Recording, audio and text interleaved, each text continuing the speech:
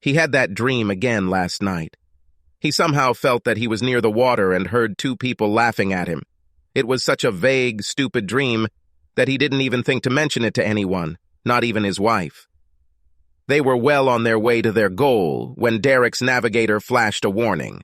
He looked at him, frowned, and said, "Paul, you don't have anything better to do you?"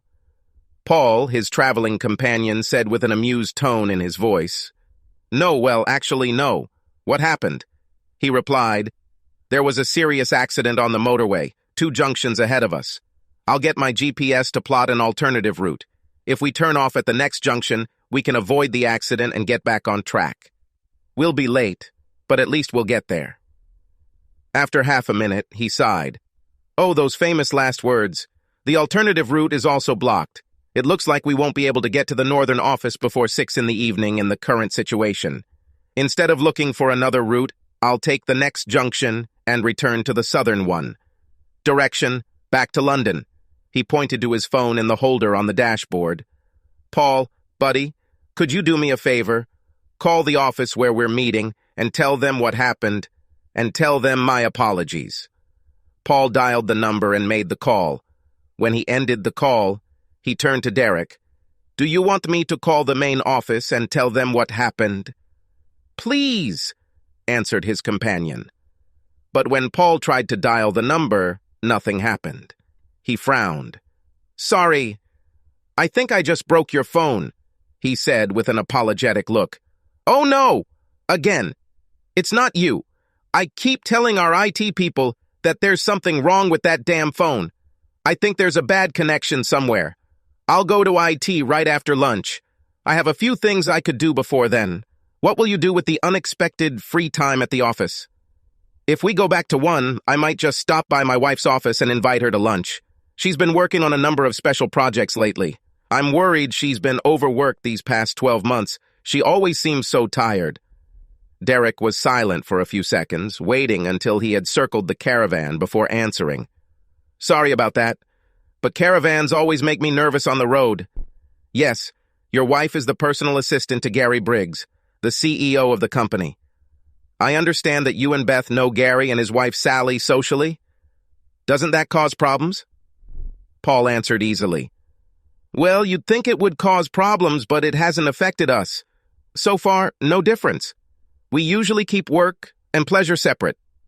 Derek sped up, passing the garishly painted taxi before speaking again.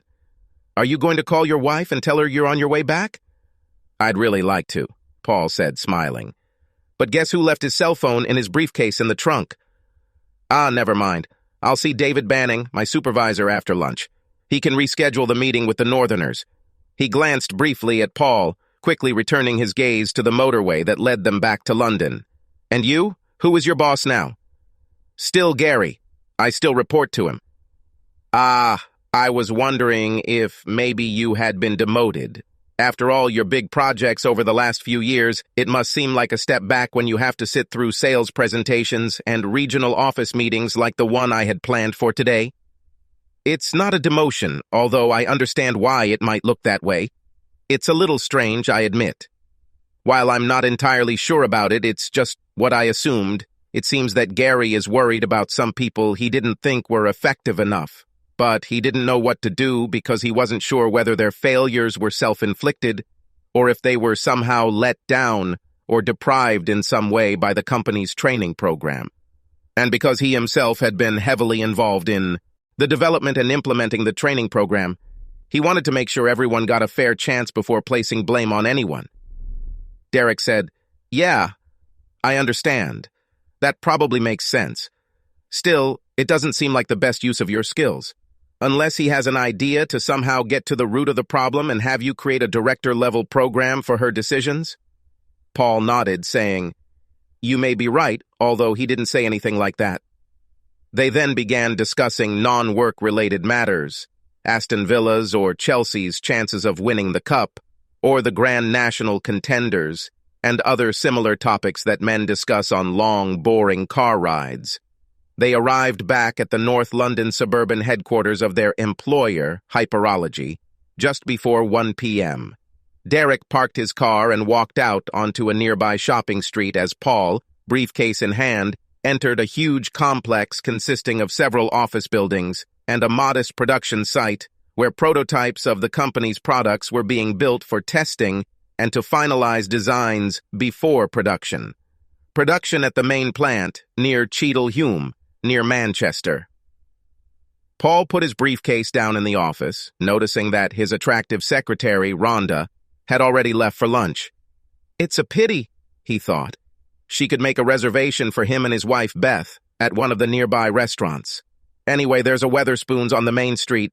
There was no need to make a reservation there, he consoled himself. Plus, lunch with Beth would be nice, even if it meant stopping by the local Aldi, grabbing some breads and cheeses and a couple of those cute little bottles of wine with screw caps, and eating lunch al fresco in the nearby park. It will still be magical as far as Paul is concerned. The offices of the senior executives of the Hyperology Corporation were on the ground floor. So it was a fairly short walk from Paul's office to the offices of his wife, Beth, and their boss, Gary. Gary and Beth had adjacent offices with a door between them. Paul walked into the outer office of Beth's assistant, Gil. When Gil saw Paul, she froze. He didn't notice the frightened expression on her face. "Good afternoon, Gil," he said cheerfully, opening the door to Beth's office. "Please don't come in, Paul," Gil stammered, but it was too late. When Paul opened the door, he himself froze when he saw Gary having sex with his wife Beth on her desk. Their heads both turned at the same moment as they realized they were not alone. Gil said in a quiet voice, "Beth, your husband is She stopped, suddenly realizing that she was talking nonsense. Paul looked, but he did not look at the traitors. Rather, he looked through them and for them. They met his glassy gaze, horror written on their faces. Paul turned and staggered away. No one said anything as he walked past Gil, not acknowledging her existence. Rhonda soon returned to her office and noticed that the door to Paul's office was open. She wondered who might have come into his office in her absence. Then she saw Paul sitting in his chair. It was pushed towards the corner wall, far from his large desk. He looked so bad that at first I thought he was having a heart attack, she later told a friend. "Mr. Augustine? Paul? Are you okay?" She walked up to him and noticed that he was staring into space and shaking so hard that his teeth were chattering. She touched his neck to find his pulse. He was weak and fast. His skin seemed damp and cold. She noticed that his breathing was fast and shallow, and his lips were blue. She had worked as a nurse for several years before deciding to move into the corporate world, and she maintained her first aid training, so she knew Paul was not actually suffering from a heart attack as she had first assumed. Shock, she thought to herself. Paul, are you okay?" she asked. There was concern in her voice. He slowly turned to her. He answered haltingly, "No, Rhonda, I'm not okay. I just found out that my marriage is over. I found out in the worst way." The next few hours passed in a blur for Paul. Somehow Rhonda was able to get him to drink a cup of hot, sweet tea. How terribly British, he thought. But the tea, as they say in the old books, somehow made him feel physically better. But mentally, not good. He knew he had to talk to Beth, to her lover, and to his wife, Sally. God, this will be awkward. How do you tell Sally that he and she have been deceived? Rhonda and someone else, a man, perhaps Phil from the accounts department, he couldn't be sure, were able to take him home. They asked if he wanted them to stay, but he politely refused. He wasn't sure they knew, and he didn't want to risk falling apart in front of them. He sat in his living room thinking about what to do next. He wanted to call his wife, but found that he couldn't gather his thoughts on what to say after what he had seen. 15 years of marriage, and everything was gone in an instant. He then got angry that Beth didn't even bother coming to his office to see how he was doing. She didn't even call him, let alone come home and check on him. He believed that this showed that she didn't really care. She and Gary were probably together laughing at him. This dream. Could they really laugh about it together already? Make fun of him? Did he see their thoughts? Penetrated into their dirty minds? Although he was not prone to drinking, he suddenly felt the urge to drink. He looked into the drinks cabinet and noticed, just behind him, a liter bottle of vodka that someone. He couldn't remember who had brought with them from their holiday in Eastern Europe. Neither he nor Beth particularly liked vodka, so it sat there for a couple of years. He took out the bottle and grabbed the glass at the same time. When he broke the paper seal on the neck of the bottle, he had another idea. A darker, more sinister idea. He remembered something he read in history class at school. These were the words of Sir Walter Raleigh as he felt the sharp blade of the axe that was to cut off his head. "This is a harsh remedy, but a sure cure for all diseases." He left the bottle and glass on the coffee table in the living room and went to the kitchen. He opened the drawer they called the medicine drawer, where all the prescription and over-the-counter medications were kept. He rummaged through it until he found what he was looking for. By force of habit, he closed the drawer and returned to the living room. He looked at the bottle on the coffee table, then looked at the 2 packs, one in his left hand, the other in his right. "Cures for all diseases," he said out loud. He filled the glass with vodka and opened both packs. Fine. They were full. They would suit his purpose. They will be a reliable remedy for all his illnesses. He developed a cruel feeling of revenge. He imagined what would happen. 2 lovers will sneak up to the house. They will then find his cold, dead body in the living room. Bastards! This will teach them. In his left hand were strong opioid painkillers that Beth had been given when she injured her back, and in his right hand were sleeping pills that she had also been prescribed. But she didn't use either of them. He took a painkiller, then a sip of vodka. Then he took one of the sleeping pills and another, larger sip of vodka. He took another painkiller, put it in his mouth, and reached for the vodka again. Meanwhile, 3 very unhappy people sat in the dining room of Gary and Sally Briggs's mansion at 12 Damson Alley. Sally spoke first. "Oh, you stupid, worthless fools. Of all the fucked up stupid things you could have done, you should have let him catch you making love together. Jesus Christ. What the hell were you thinking? As for you, Gary, you're the CEO of your own successful company, supposedly highly intelligent, and you allow our very dear friend Paul to see you and his wife in bed." Gary took a sip of his scotch before speaking. "Well, Sal, I know it sounds bad, but... Well, it's really bad, but... We tried to be discreet, but we... somehow... They completely ruined everything. Damn it. If your idea of discreetness is making love to your mistress on her desk with the door unlocked, then you have no chance. Do you understand that this will now be discussed throughout the company?" "Oh, God. Really?" Beth asked. "Yes, it's true," Sally replied, her voice becoming a little harsher. "When we started this whole thing, didn't we agree that we didn't want or let Paul know anything that was going on? To protect him? We all knew that he would never accept the idea of you 2 as lovers, that we needed to keep him in the dark to make him happy. So what are you 2 doing? You expose yourself to him in the most cruel, terrible public way.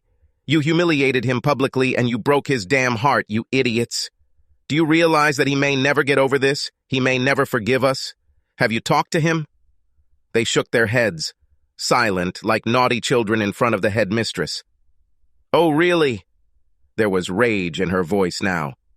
"Beth, you should have at least made sure he was doing well, or at least asked him how he was feeling. Where is he now?" Beth spoke up. "He's home. Or at least I think he is. I asked my secretary, Jill, to check.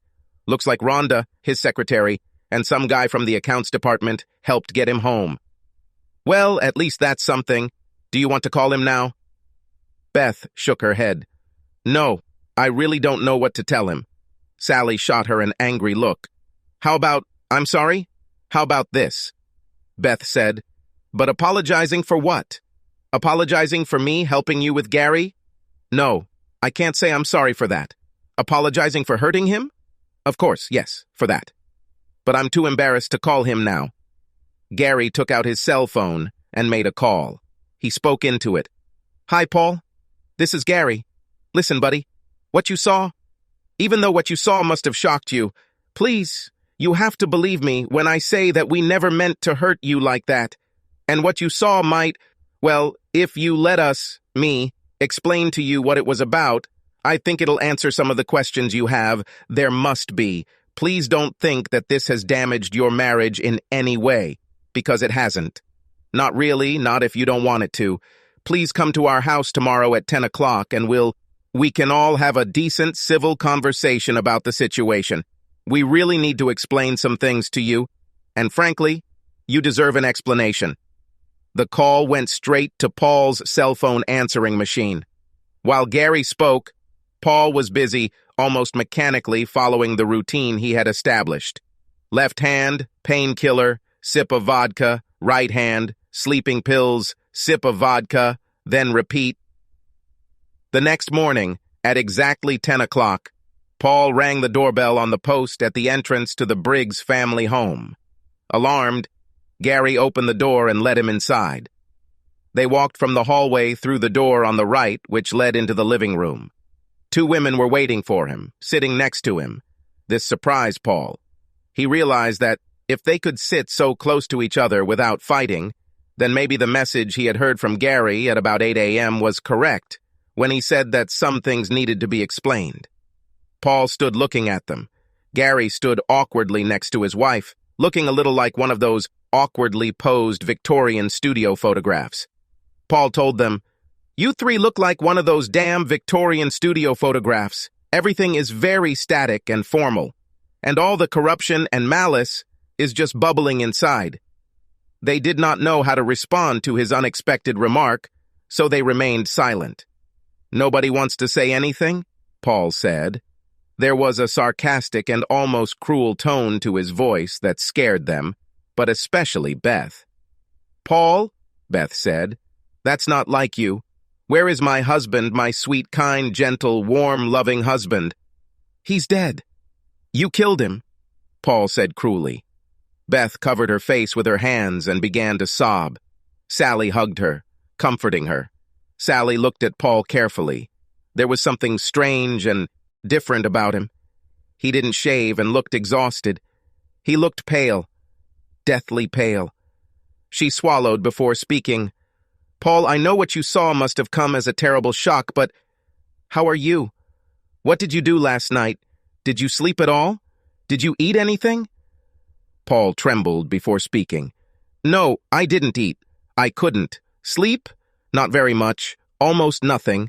And as for what I did last night, I, to my shame, must admit that in a moment of despair, I tried to commit suicide by drinking a liter of vodka and swallowing 2 packs of tablets.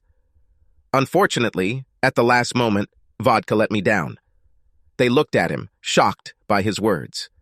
Gary was the first to come to his senses. "Oh, Christ! Oh, Paul, buddy, I'm so sorry. We knew what you saw would upset you, would hurt you, but to drive you to the point of attempting suicide. Oh, damn!" Beth looked at him, tears streaming down her face. "But what would we do if we found your dead body? What would we do?" "Would you all laugh at me again?" Paul asked, shrugging. They all looked puzzled by his remark. He suddenly felt very, very tired and sat down in a comfortable chair that was across the room from them. He looked at them. "Why? How long?" They looked at him. Sally was the first to speak. "Listen, Paul, I understand that having us all together here in front of you is all wrong. It probably adds to your feelings of betrayal and loss and makes you feel a lot worse. Can I come and sit next to you, please?" Paul shrugged his shoulders in agreement. Sally stood up and walked towards him. Paul, to his credit, made no mistake in sitting next to Beth. He remained where he was, silently watching. Sally sat down on the wide, soft right arm of the chair. She pressed herself against Paul, but he did not react. She placed her left hand on his right hand and said, "Paul, I'm so sorry about how things turned out, but if you'll let me explain how it all started and what happened, I hope we can all move on and that we can help you and Beth stay together as a couple." She squeezed his hand and said, "Do you remember early last year when I was rushed to a private clinic for a gynecological problem? Well, they had to do an operation, and as a result of the operation, which I think they botched, I became physically unable to ever have sex again. I knew Gary was a very passionate man. He told me it would be fine for him to do what he called 5-fingered samba, but I was afraid he would cheat, that he would start dating someone else. He might even leave me. He assured me he wouldn't. But despite his assurances, I was still worried. I mentioned the problem to Beth one morning over a cup of tea. I think you and Gary were playing golf. And she suddenly blurted out, "I can help if you want. I can be your replacement for Gary." At first I thought she was joking, but then she convinced me that she wasn't. We discussed how we could organize it. A couple of days later, we mentioned the idea to Paul. Of course, he was in favor. Quite early on, we decided that you'll never come to terms with the idea of borrowing money from your wife, even if it was for such a noble purpose. So, and it pains me to say this, to admit it, we decided to keep you in the dark. I'm really sorry about that. But we're sure we could arrange it so you'd never know, and it wouldn't hurt you at all. But now, well, you've suffered a lot. We can all see it. The discovery that you tried to commit suicide makes me feel very bad about what we did. Paul looked up and then looked down again. When did it start? Sally replied, It was 12 months ago. We decided that the first time would be at a barbecue that we had. If you remember, it was a wonderfully warm summer day. We were cooking and eating outside, relaxing by the pool and drinking. I'm a little embarrassed to say this now, we put something in your drinks to make you fall asleep. And as soon as you fell asleep, Gary and Beth got up. Beth came over to you, kissed your forehead, whispered that she loved you, and then they walked into the house together, holding hands. Paul looked even sicker. And then what happened? She shook herself before continuing. I stayed with you. I felt like it was my responsibility. At least I owed you that much. I held your hand, stroked your head, apologized to you for what we did. With your wife. I think I even cried a little. Suddenly, I felt very guilty, because you were here, so vulnerable. You were our good, very good, dear friend, and we were betraying your trust. I felt it was my responsibility to keep an eye on you so that nothing bad happens. Paul shook his head.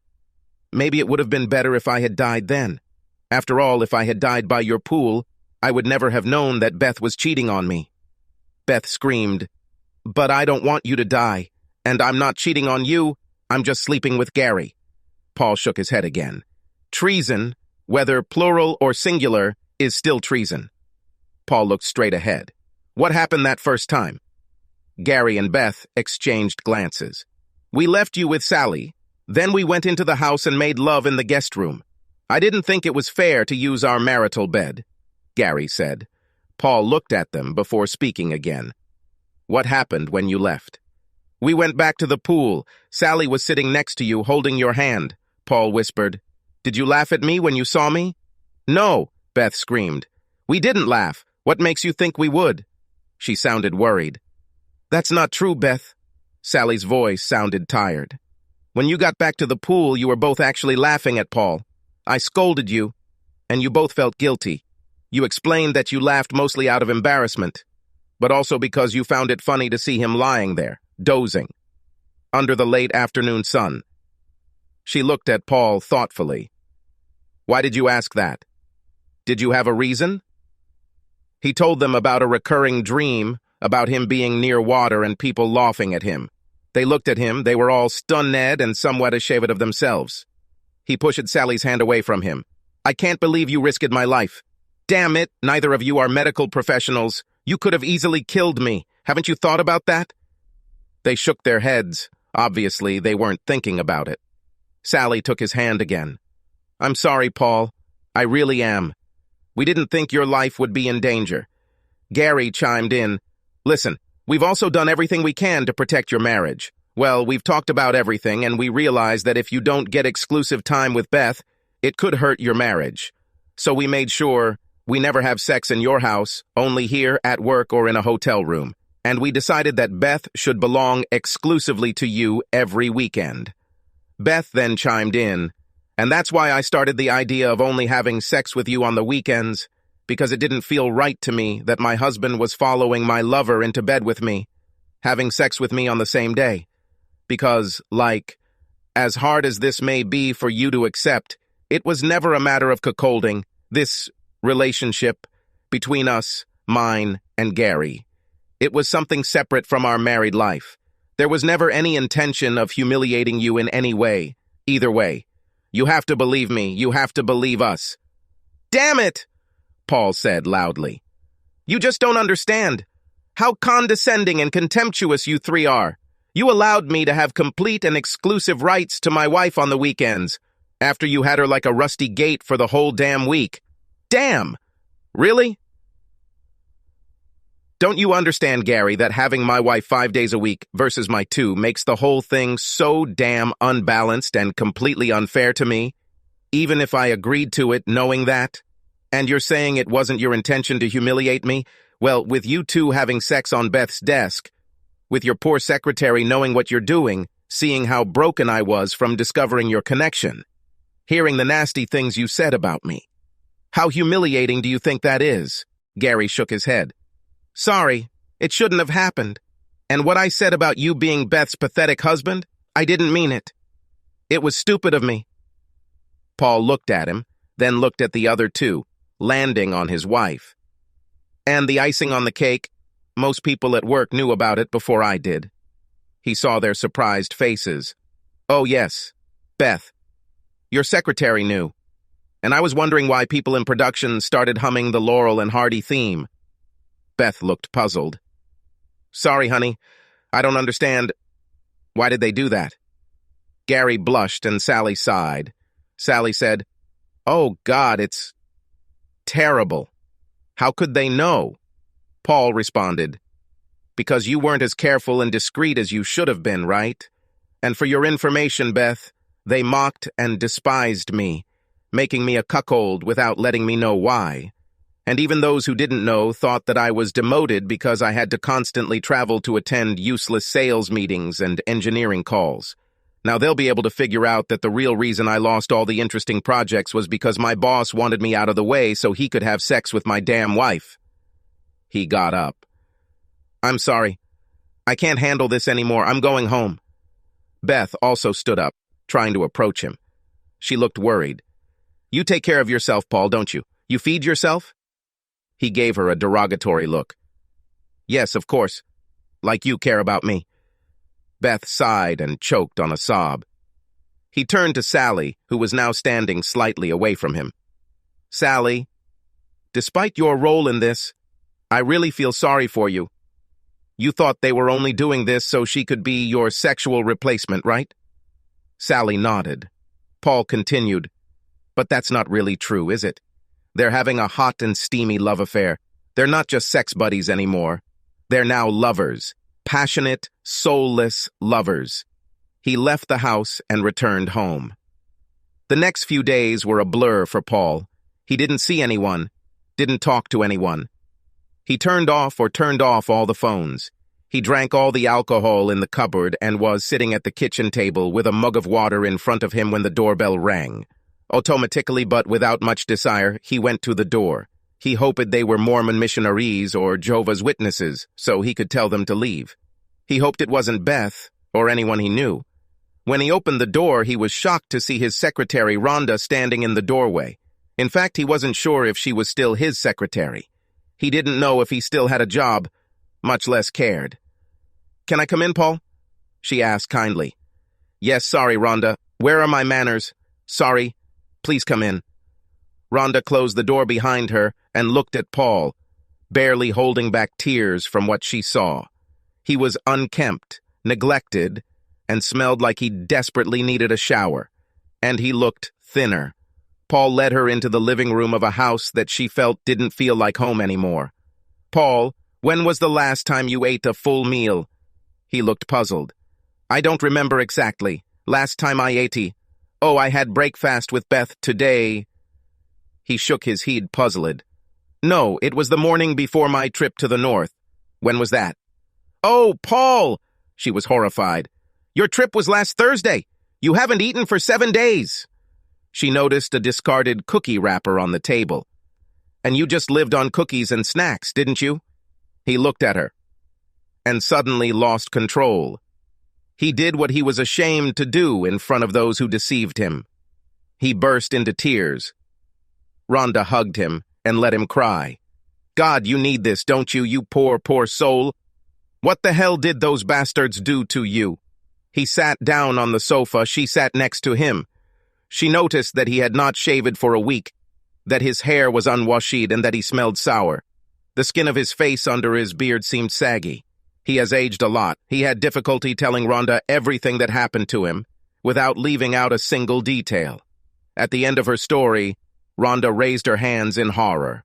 "Rotten, slippery scoundrels," she shouted.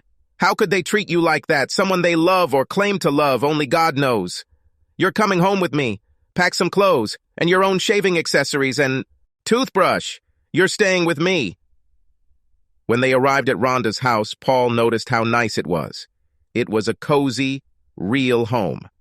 Paul knew that she was widowed and that her son lived in the States. He was doing something in Silicon Valley and had been there for several years, and according to Rhonda, everything was fine with him. After he showered and shaved, Paul got dressed in the clothes he brought with him from home. "Sit down, Paul," she said, smiling at him. "I'll make you eat. This is a dish that my grandmother Mary from Lancashire used to make for us when we were sick. It's called pobs. It's basically bread in hot milk, with cinnamon and a little sugar. This is what they give you when you don't feel well and don't eat." He took the spoon, tasted it, and said, "Oh, wow, this is delicious." He ate carefully, intuitively knowing that eating food quickly would make him sick. When he had finished, she said, "I think your best bet is to try to get a good night's sleep. Tomorrow I will cook you breakfast. You can spend the night in my guest room. I made the bed there while you took a shower. We can talk in the morning. But now it's time for me to help you find out something." "Oh," he said, intrigued. "Yes. The problem with cheaters is that they even cheat on each other. It is possible that Gary sleeps with multiple partners. Have you thought about this? The fact that your loving wife could bring home an STD? Oh, damn. No, I need to get checked out at an STD clinic," Paul exclaimed, clearly tormented by the thought. "Don't panic," Rhonda said firmly. "We don't need this. I doubt you remember anything. But my sister Dottie works in a medical supply warehouse. I asked her to bring me a complete home STD testing kit. It tests everything, including HIV. This is an experimental apparatus. You no longer need to send a sample to a laboratory. He does everything for you overnight. He'll give us the results in the morning. I doubt you have anything, but it's better to be safe." He kissed her cheek and whispered, "Thank you, Rhonda. Thank you very much." She used a stylus to take a blood sample from a puncture on his right arm, dipped a test strip into his blood, and placed it in the machine. That night, for the first time since he saw Gary having sex with Beth, he slept well and did not see this terrible scene in his mind over and over again. The next morning, after he shaved and showered again, he sat down at Rhonda's breakfast and ate an omelet with toast. Another good, simple meal. He was glad that he was gradually getting back into the habit of eating. Rhonda showed Paul the test results on a printout from her laptop connected to a home STD tester. "Thank God, I am clean. Oh, Rhonda, it makes my soul so much better." She smiled at him and said, "Oh, I'm just glad I could help you." He looked at Rhonda, and it seemed to him that he was seeing her for the first time. She was 10 years older than him and Beth, but he suddenly realized how beautiful she was. Then he noticed that she had large breasts, much larger than Beth's, and that Rhonda had a deep and rather attractive cleavage. "What are you looking at, Paul?" she asked him, amused by his interested expression. He hesitated, wondering what he should do when caught off guard. He decided that honesty would be the best policy. I was looking at your breasts." Rhonda laughed and blushed. "Oh. Truth? These old things?" She made them jump. "I've had them for a long time, and you're just now noticing them?" "Oh, no," Paul said sincerely. "I've always noticed them, but I never realized how cute they are, until now." The situation began to spin out of control like a train, which suddenly picked up speed. In Rhonda's head it sounded, "Don't look at my breasts. You are a married man, and I am a widow." However, these words somehow came out wrong. Instead, from her lips came, "Oh, Paul, do you really love them? Do you want to see them closer?" He nodded, as if in a trance. Before the part of her that wanted to be reasonable could take over, she quickly pulled her cardigan over her head and Paul even screamed as her breasts shook and shook, freed from their restraints and her clothes. "Damn it!" he shouted. She burst out laughing. "Do you like it?" she said shyly. "Oh, God, yes," he admired. Within a minute, they were in Rhonda's bedroom. Paul really liked it and told her about it. He noticed a photograph of a smiling young version of Rhonda with a handsome young man in an RAF pilot's uniform. "Is this you and your husband?" he asked, as if in passing. "Yes, it's Pete and I. He was an RAF fighter pilot during the first Gulf War. Strangely, it wasn't his service that killed him. He somehow developed COPD and died in my arms in hospital. He was only 38 years old." Tears sparkled in her eyes. She hadn't talked to anyone about her Pete in a while, so talking about him with the man she was about to have sex with was kind of weird, to be honest. Paul sensed her inner turmoil. He looked at the photo and said softly, "He looks like a real good guy. You two must have been very happy together." Pain flashed across her face. She nodded, unable to speak. "Pete has nothing to worry about," Paul said, sincerity coloring his tone of voice. "I will treat you well, Rhonda, and I will never let you down." Rhonda nodded. She walked around to the other side of the bed, picked up the photo, kissed it, and whispered, "See you soon, Pete," and carefully placed it face down on the nightstand.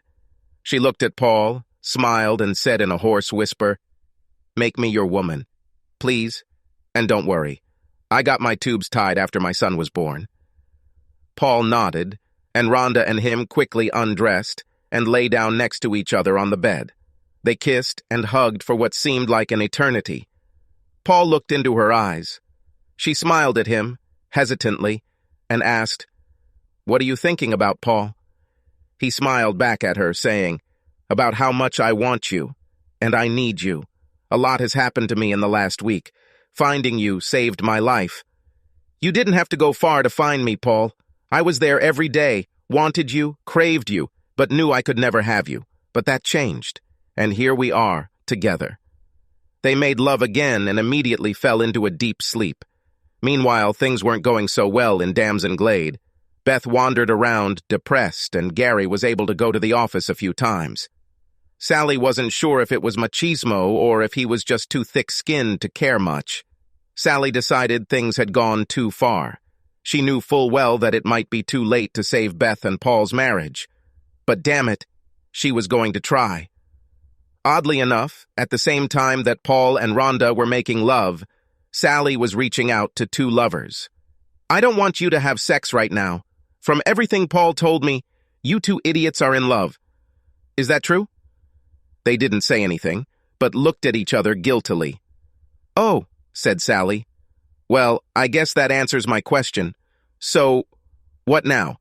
Gary, are you going to divorce me and marry Beth?" "No," said Gary. "I want you both to live here with me. I know it's not ideal for you, Sally, not to be able to make love, and I'll try not to rub it in your face when I have sex with Beth. Really, I mean it." He nodded for emphasis. "That's so noble of you. As long as you have Beth and me here as your wives and live like a 19th century Mormon prophet, where does that leave poor Paul?" Beth told her, "Sally, I honestly don't know. I still love Paul, but I'm not in love with him like a wife should be with her husband. I'm sorry about it, Sally, but I'm in love with Gary." Sally shook her head. "So the fact that we upset him so much that he tried to kill himself is really not important to you?" "Of course it's important to me." Beth screamed. "I'm not a monster. Please don't think I don't care about him, because I don't. It's just the kind of love you feel for a good friend, not a lover." Sally crossed her arms before speaking again. "We really ruined him, didn't we? So there's no hope for your marriage? If that's the case, we'd better arrange a meeting with him and try to figure out what we can do to at least make the end of his marriage as painless as possible for him. We owe him that, at a minimum." Gary sighed and said, "Of course I'll have to fire him. From his job, I mean." Sally looked at him and hissed, "No!" This made Gary jump at the venom in her one word. "But you don't understand, Sal. I'm going to have to fire him. He won't want to work there knowing that my wife and I are having an affair." Sally shook her head. That's not enough, Gary. If you do that, what happens when he decides to sue the company? Gary shrugged. God, Gary, Sally thought to herself, this novel of yours has turned you from a #1 businessman into a first-class idiot. She suppressed her anger and replied to Gary, you can't fire him. If you don't have the guts to work with him, just keep him on the books as a consultant. And to soften the sure blow to his self-esteem, give him a huge raise. And don't tell me that we can't afford this, because I know we can. He agreed to her proposal, and thus Paul was removed from the list and received a large increase in income as a consultant. Meanwhile, Sally began to feel resentful of the fact that she, the betrayed wife she finally realized she was, had to try to do everything herself.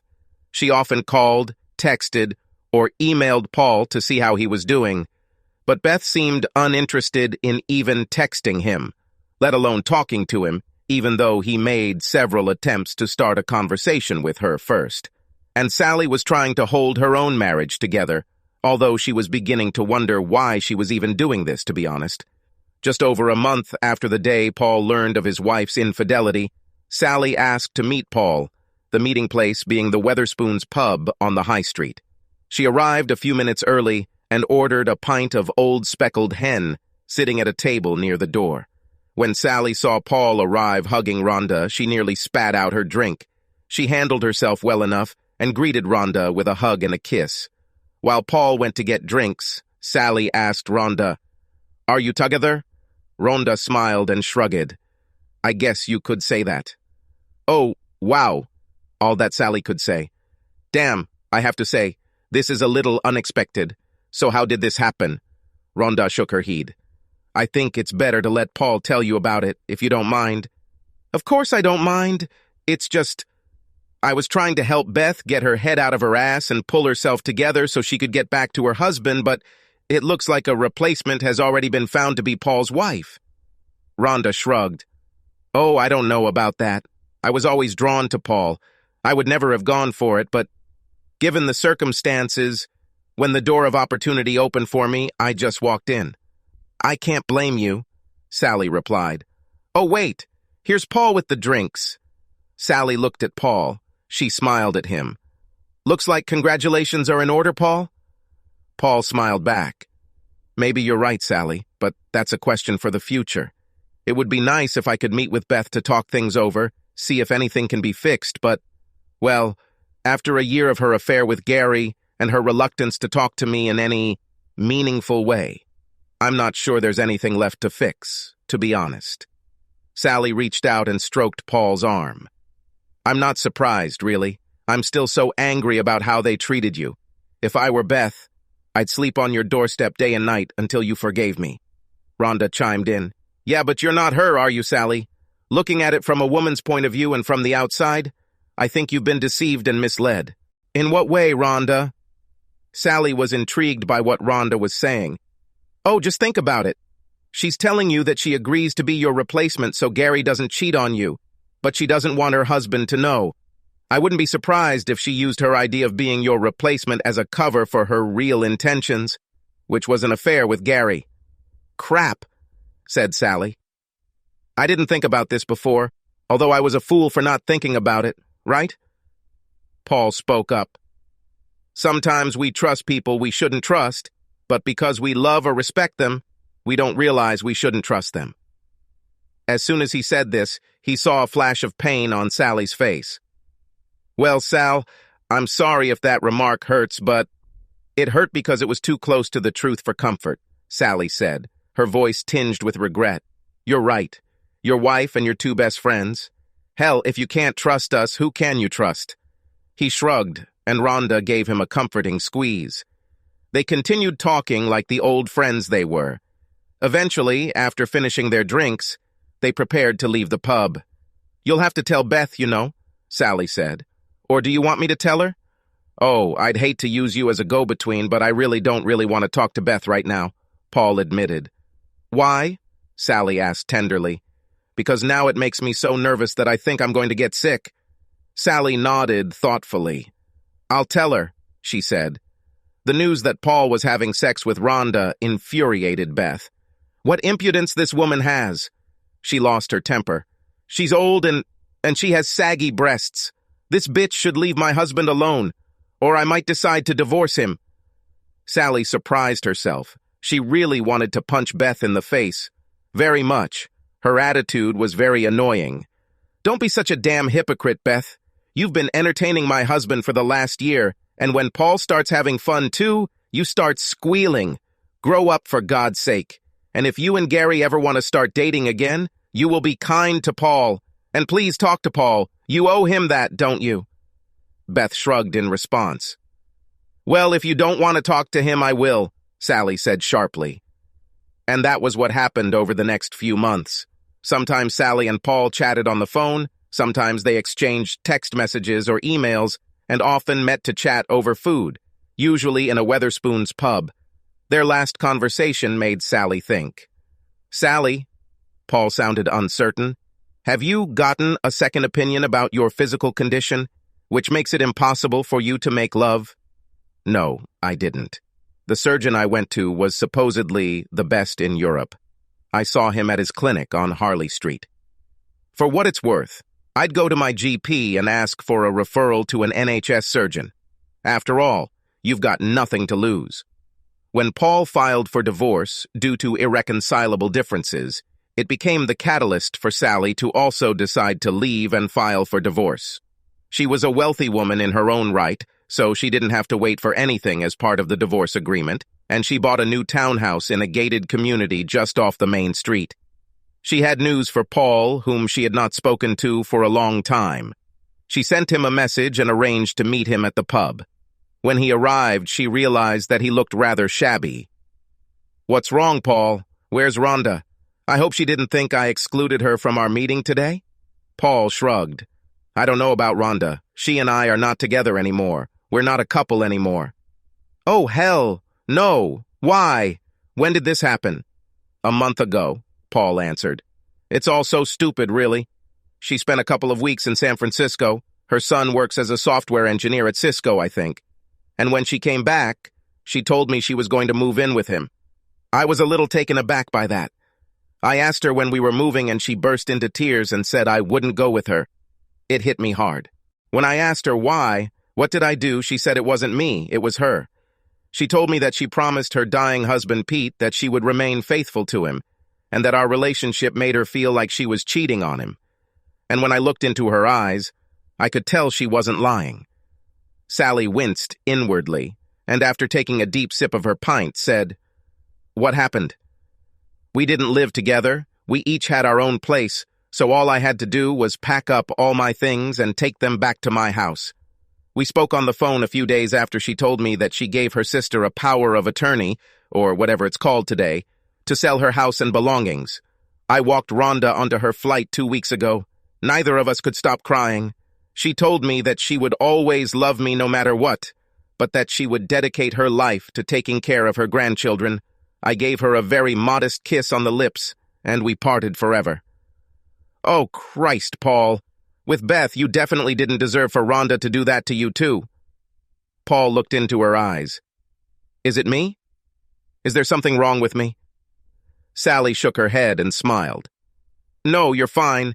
Your self-esteem took a big hit, but it's not permanently damaged, I think. She paused, thinking, before continuing. Paul, I still feel like I owe you an apology. She stopped him from protesting. No, it's true. That's how I feel. When you were unconscious that first day while you were sleeping, I made you a promise that no matter what happened, I wouldn't let Beth, who was my replacement with Gary, ruin your marriage. Even though I meant every word of that promise, if I had been thinking straight, I would never have made it because I couldn't control what Beth and Gary did. I understand that now, but then I was absorbed in events. Paul smiled at her. I accept your apology. She answered him with a smile. But there is something else I need to tell you. I am also grateful to you. I followed your advice and got a referral to a surgeon at the local hospital. I had to wait a month to see him after my GP referred me, but it was worth it. He told me the Harley Street surgeon had made a lot of mistakes and given me terrible advice. It turned out the mistake could be corrected, and thus, I can now have sex again. Oh, that's great news. What do Gary and Beth think about it? Sally shrugged. I don't know and I don't care. I left him and Beth living in the house. I filed for divorce last week. So, have you had sex yet? Paul said in a low voice. Instinctively, Sally knew that he thought his marriage had been broken up for no reason. Not yet, Paul, she said in a hesitant voice. That's one of the reasons I wanted to talk to you today. Now that Rhonda's gone, it's easier. Paul, could you please have sex with me to help me check things out? Paul looked at her, amazed at this turn of events. Why me? I think I owe you for helping ruin your marriage. Besides, I've always wanted you. Look, let's go to my place. It's very close and we can open a bottle of wine and talk more about it. And that's what they did. After drinking 2 bottles of sparkling wine from the Kent vineyards, they ended up in Sally's bedroom. They stood naked, and one look at Sally's beautiful body, her eyes and shiny black hair, excited Paul. Be careful, please, Paul. This is the first time I've been with a man in almost 2 years. I'll be very careful, he promised. They enjoyed foreplay for a while, until Sally felt she was ready for the moment of truth. They made love twice more and decided to sleep until the morning. Was it sex, or a night spent in each other's arms that sealed their destiny together? It didn't matter because the result was the same. They decided that after receiving the final divorce decree, they would get married. They spent several weeks deciding the details of their wedding and honeymoon. They planned a special multicultural wedding that reflected their own roots. Paul could have worn a kilt, but decided against it. Instead, he wore a sweat and tie in his clan tartan. And when he saw Sally in her new wedding sari, he almost cried with joy. You are so beautiful! I feel like the happiest person in the world! And so the wedding of Paul Angus Augustine and Salvinder Sahota Kaur took place. There was a Universalist church minister for Paul and Sally's Sikh friend from college in colorful ceremonial robes for Sally, and they exchanged vows that they had written. The ceremony took place outdoors under a large canopy, and luckily the weather was kind to them. Women from a local Sikh Gurdwara provided catering, and Paul's friend, who owned a mobile bar, provided the bar for free. Paul only paid for the drinks. And a mutual friend was involved in photography and videography. Rhonda came with her son, who looked at Paul coldly, which made Paul smile. And although Beth and Gary were invited, they didn't show up. They had sent a nice gift, however. So their absence didn't seem like such a big snub, although both Sally and Paul considered it a snub. Unfortunately, the damage caused by Sally's inept surgeon meant it was unlikely she would be able to have children, but IVF, adoption, or foster care were always options. Life, Paul realized, was pretty good. Subscribe to our channel so that your second chaff doesn't cheat on you, and go ahead and listen to the next story, because this story is nothing compared to the next one. If you're under 18, don't even think about listening to the next one.